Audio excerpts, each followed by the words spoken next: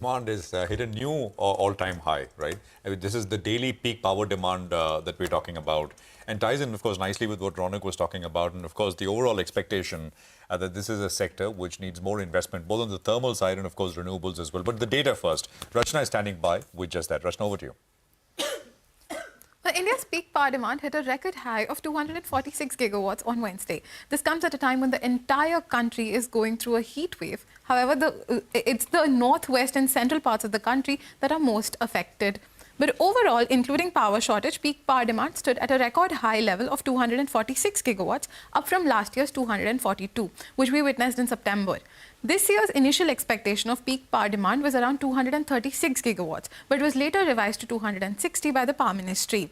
The record high in peak power demand was recorded for many states as well, like Uttar Pradesh, that hit a peak power demand of 28 gigawatts, along with Maharashtra and Gujarat at 27.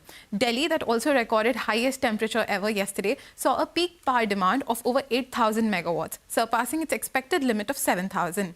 It is also the first time ever that peak power demand has surpassed 7,000 megawatts for 12 days in a row this month in Delhi.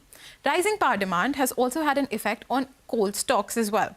As many as 184 thermal power plants with a total power generating capacity of 211 gigawatts have about 68% of normative stock value, as demand for electricity is also on the rise. And that's not been the case since just yesterday, but since the start of this month of May. And this is likely to be the case till the onset of monsoon, which is expected in about 2 weeks.